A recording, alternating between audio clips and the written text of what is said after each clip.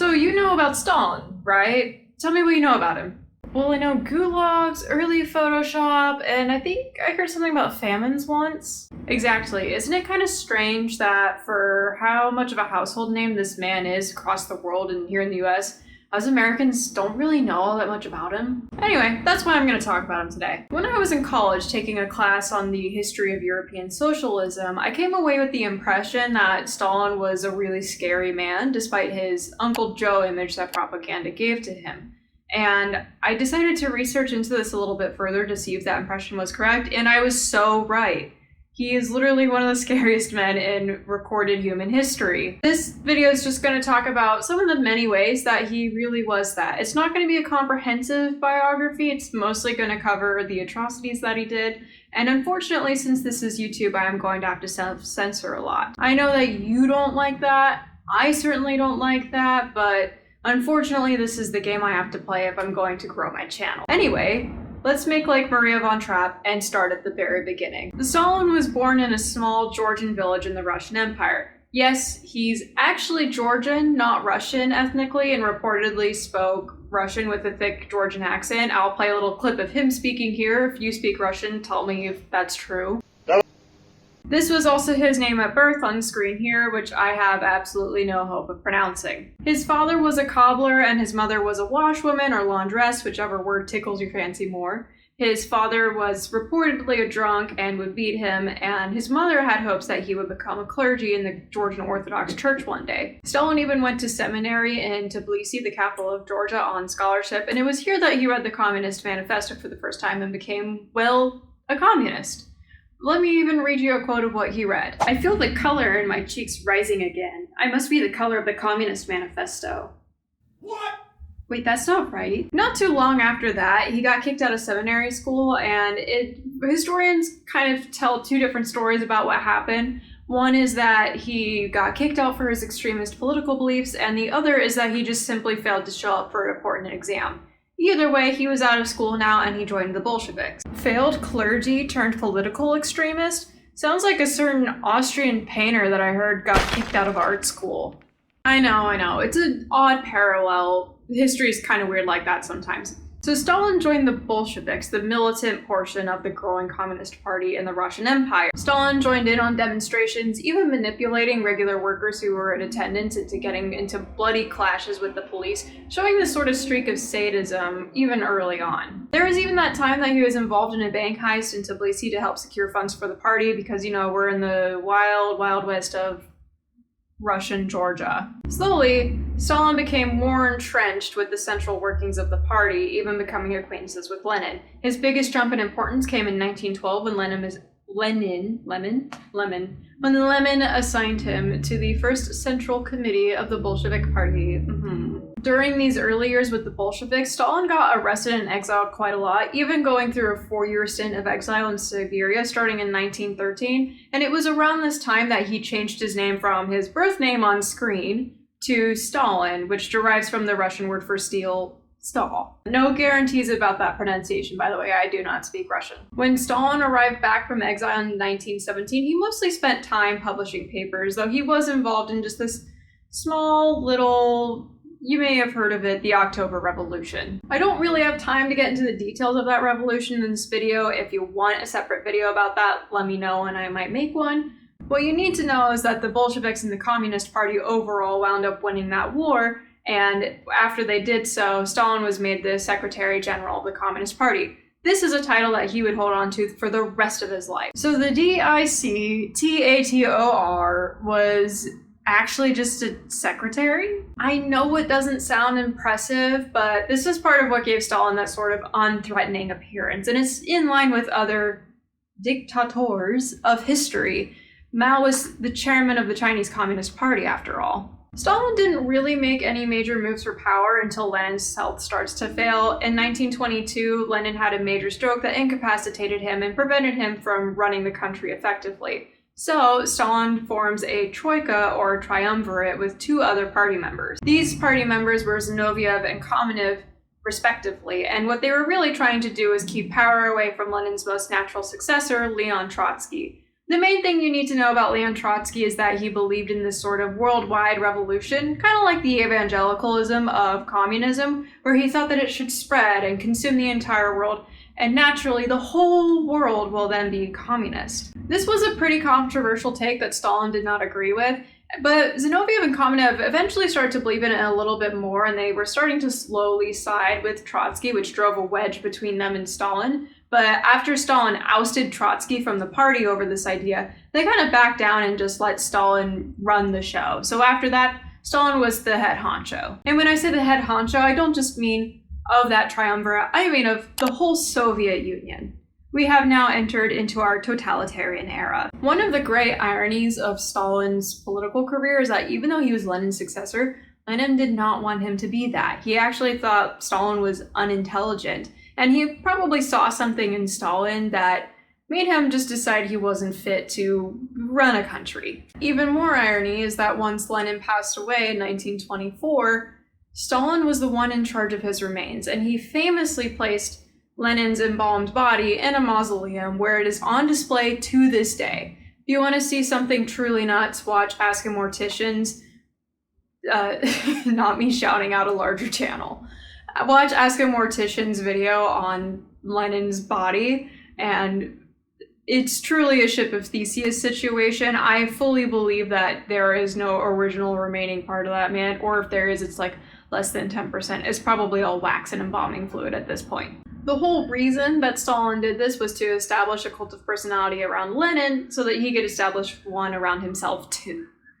It's around this time that he has propaganda made of himself. Stalingrad is named after him. He has his name put on buildings, the whole 9 yards. It's also around this time that Stalin implements his grand economic vision for the Soviet Union via the 5-year plans. These plans were intended to industrialize the country in a short amount of time so that it could really fulfill Marx's industrial idea. When the Communist Manifesto was written, Marx was in industrial Germany. It was not as much of an agricultural country as Russia was pre the Civil War. This also was a way to implement some of Marx's more controversial ideas, we'll say, into Soviet society. We'll get into how in a little bit, but the success of this was that the Soviet Union's industrial output did increase and even outpaced that of the US by 1937. The big caveat I would give to that, though, is that in 1937, the US was going through the Great Depression.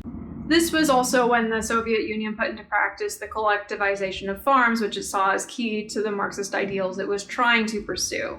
After all, Marx did call for the end of private property. Did he? Well, kind of. That's what's interesting about the Communist Manifesto, is it's not as much Marx just saying what he believes, but what he thinks is naturally going to go through history.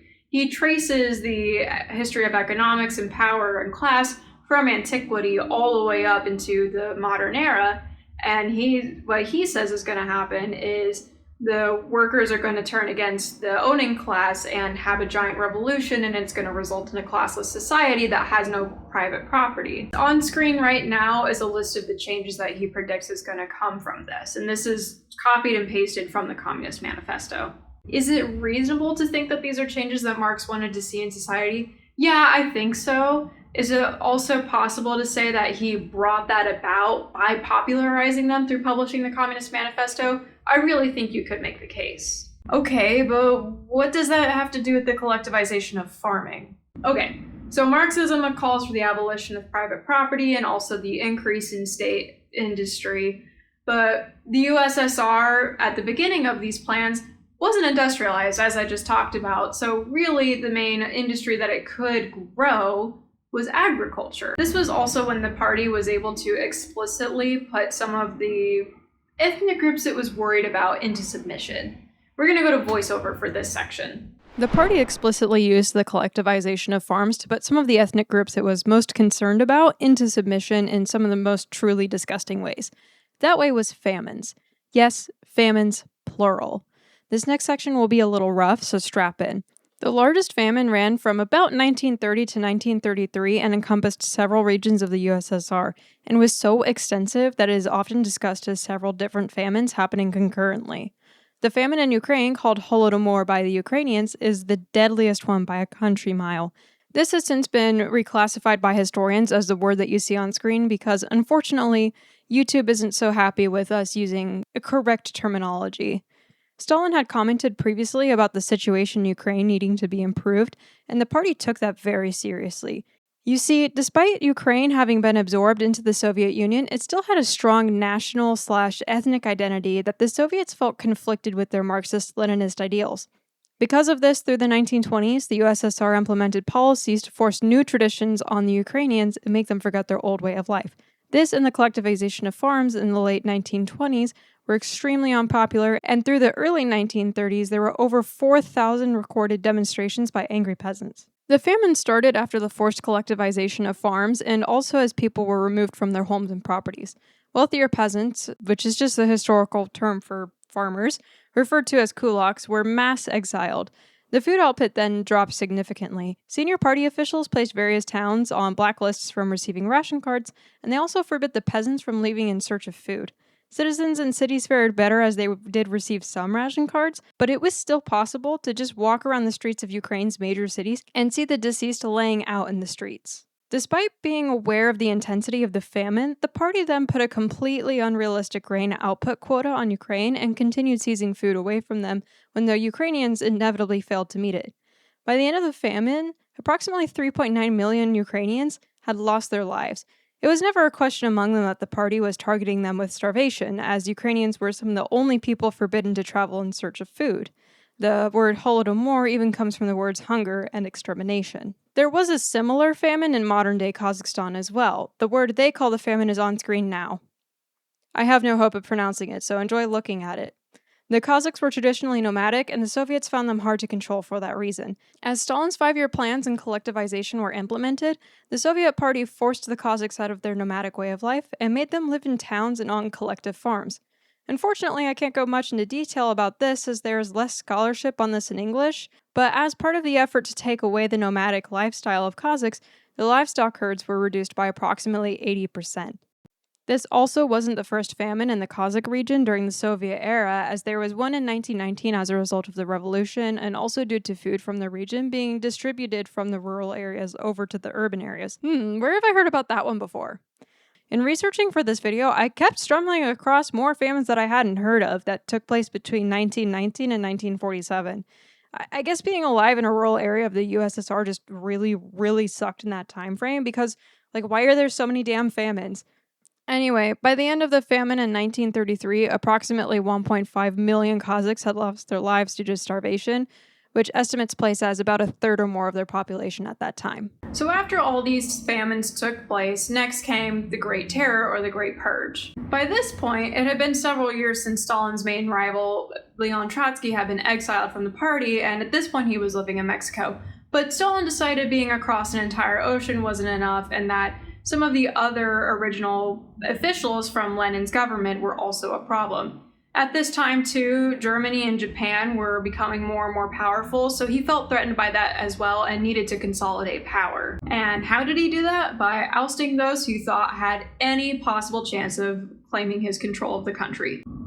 He started to target not just the high party officials that had ties to the Bolsheviks or had differences of opinion from him, but also the military leadership and the intelligentsia of Soviet Russia. The terror kicked off with the assassination of a prominent Bolshevik leader named Sergei Kirov, and it continued as Stalin ousted the rest of the Bolshevik party members that were involved with the 1917 revolution. Many of these officials were accused of treason and put onto show trials in Moscow, where they would make confessions of having done, treason. Later, historians would find out that most of these confessions were false and had been brought out of them via torture. These accused would later then be found guilty and often executed. I don't know how YouTube is going to like that word. And Stalin was not above eliminating entire families. When he expelled the former triumvirate member Kamenev, he had his whole family eliminated as well. Around this time, too, most of the generals of the Red Army were eliminated, and by the time that everything was said and done, over 750,000 people had been, and over 1 million had been sent to the gulags. And this really didn't come to an end until the assassination of Leon Trotsky, which happened in Mexico with an ice pick. An ice pick? In Mexico. I know, it's an odd weapon of choice for a warm country, but what are you gonna do? This is what actually happened. Now, part of what I think is truly terrifying is that for a lot of these ousted party members and officials, Stalin would do his best to just erase their existence from history. This is where, if you've been on the internet for long enough, you've probably seen these quote-unquote Photoshop photos going around, where Stalin had a team of members use photo editing techniques to erase these people out of public knowledge. So once you combine that with family annihilation, some people were just gone forever. And at this point, I would be remiss to not bring up World War II because it's the next major event that happens in the Soviet Union's history and also in Stalin's life. But it doesn't really have to do much with this terribleness, so I'm not going to cover it in detail. The main thing you need to know is that in the 30s before the war, Stalin signed a non-aggression pact with Germany, which was under Mr. H's control, in order to essentially come to an understanding so that Germany wouldn't invade Russia. This also was very convenient for Soviet Russia, as it allowed them to annex more of Eastern Europe into, well, the Soviet Union. Though eventually this plan backfired, Germany did wind up invading the USSR, and the Allies even tried to warn Stalin about it, but he didn't believe them. I don't know if I necessarily blame him for that or for forming the non-aggression pact in the first place. If your neighbor is starting to get big, powerful, and threatening, appeasing them is a way to handle it. We clearly see this with Britain. And then immediately after that, the Cold War kicked off. Almost forgot that tidbit. Outside of the political realm, Stalin was pretty rough on the people in his personal life. Stalin wasn't exactly a family man, and his relationships with his wives and children varied quite a bit on how he got on with them. Stalin had a good marriage with his first wife, Ekaterina, but she died tragically young and left Stalin with the son, Yakov, sometimes anglicized as Jacob, but I'm going with Yakov. Yakov went on to have a difficult life, as Stalin largely ignored him and left him to be raised by his mother's extended family. After he joined Stalin in Moscow as a teenager, Stalin still ignored him, and Yakov tried many times to take his own life. Stalin wound up pressuring Yakov into joining the military, and during World War II, Yakov wound up getting taken as a POW by the Germans. Stalin considered his own son a traitor for being captured and refused to do anything to get him home. Yakov would wind up passing away in the Sachsenhausen camp near Berlin. Stalin had a second wife, Nadezhda, sorry for the butchering of that, and had a less happy marriage with her. Allegedly, he had multiple affairs on her. With her, he had one son and one daughter, Vasily and Svetlana. The couple also adopted Artyom, a child of one of Stalin's friends that had passed away. Nadezhda would wind up dying by her own hand in 1932, though I'm not going to go into much speculation about why this was. Stalin treated Vasily and Svetlana much better than he treated his first son Yakov. Stalin did put Vasily in the Red Army, but didn't put him out on the front lines like Yakov. Instead, it appears that he spoiled Vasily, who became a general at a young age. He, being Vasily, also enjoyed a lavish lifestyle and drank a lot. Eventually, he would drink himself to an early grave in the 1960s. Svetlana was clearly Stalin's favorite. However, that didn't mean everything was perfect for her. He was controlling about who she was with and what she did with her life. He was pretty controlling as far as her relationships went as well. Svetlana mentioned that her father had sent a romantic interest of hers to the Gulag for 5 years. Influenced by said love interest, Svetlana expressed a desire to study the arts, which Stalin forbade her from doing. All the way down the road in 2010, the incident would cause an elderly Svetlana to call her father cruel in an interview and say that he broke her life twice. Once for the exile and the other for the arts. Even after that, Stalin was still tough to please. When Svetlana married for the first time, Stalin disapproved. That marriage didn't last long. When she married a second time, he picked her husband, the son of a close political ally. That marriage didn't last long either. In total, she had 5 marriages and none lasted more than 3 years. Stalin's adopted son Artyom seems to have been treated okay by his father, but there just isn't as much information about him on the web as there is about Svetlana. Like the rest of Stalin's sons, he joined the army and was in it for the duration of World War II. He was even at the Battle of Moscow and Stalingrad. According to Wikipedia, he has written a few books, but there doesn't appear to be any trace of them on the English side of the internet. Stalin had a few children outside of marriage with affair partners, 2 of them being confirmed. However, since he didn't have a role in their lives, I won't cover them here. Overall, it seems like Stalin's family life was quite dysfunctional. Okay, let's get through this section before my phone dies. Outside of his family life, Stalin would often have high party officials over to one of his many, many homes for dinner parties in which He would not really drink a lot, but they would drink a lot, and he would try to get material out of them to manipulate them later down the road. It's pretty easy to say that Stalin's colleagues didn't really like him, and it shows in the way that his life ultimately ended. So, a side note, at this point it's 1953, Stalin is 73 years old, and in his elderly years he's getting even more paranoid, as if he already wasn't enough to begin with. Stalin is getting very suspicious of the doctors at the Kremlin in particular. This seems to have absolutely nothing to do with the fact that most of them were Jewish. Don't read into that. He's about to launch off something called the Doctor's Plot, in which he was going to put a bunch of them on trial and probably have them exiled or...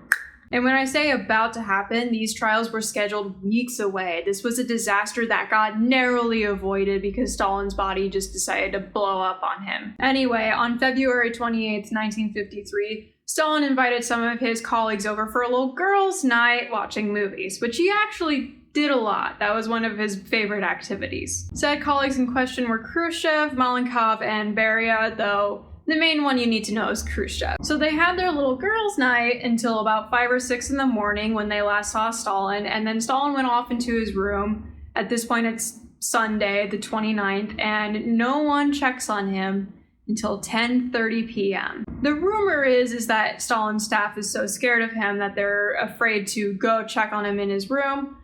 Though historians have contested this because apparently there are sensors in Stalin's room, and so they would have known that he was not in there moving about as usual. I think it might just be possible too. He sounds like a pretty terrible boss. Maybe they just were happy to not have to deal with them. Anyway, whatever reason the delay, by the time they go and check on him, they find Stalin on the ground, unresponsive, in his pajamas, soaked in his own urine. By this point, even though Stalin was not in a good state, they pull him out of his room and they call party officials to see if it's a good idea to even call a doctor over, considering how suspicious Stalin was, and also the public was, because he had just started this whole doctor's plot thing. By the time the staff get the go-ahead to call a doctor and the doctor actually gets there, it's 7 a.m. Monday morning, and it's way too late for Stalin. When doctors finally did evaluate Stalin, he was unresponsive and his blood pressure was sky high.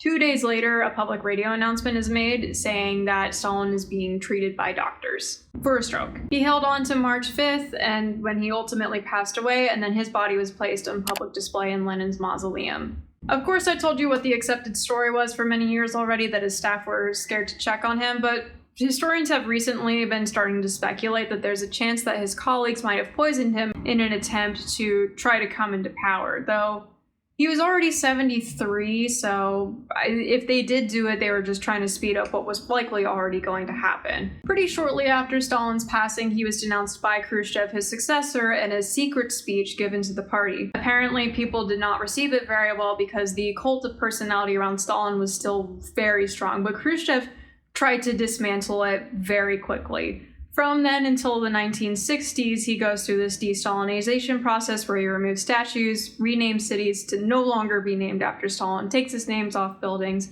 and stops doing all this glorification of him via propaganda that Stalin had done. Reportedly, Khrushchev admitted in this secret speech that he knew that many of the accused in the Great Purge were actually completely innocent, which begs the question, how many other people knew about this and just went along with it out of fear of the terrifying man that was Stalin? Another part of the de-Stalinization process is that Stalin's body was removed out of Lenin's museum and placed into a wall in 1961, specifically the Kremlin walls where a lot of other political officials are interred. What's kind of interesting though is that de-Stalinization took place, but de-Leninization did not take place. The cult of personality around Lenin remained enough that his body was still kept on display. Stalin's daughter Svetlana also went through her own de-Stalinization, moving out of the country and defecting to the US, changing her last name to her mother's maiden name, which is on screen now because it's another word that I have no hope of pronouncing, unfortunately.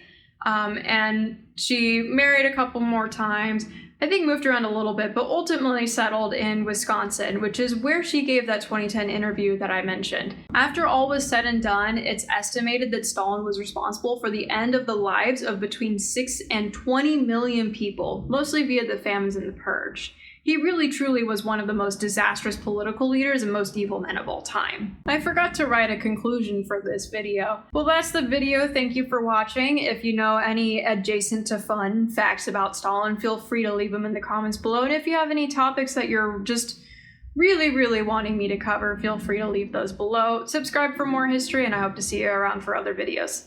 Bye!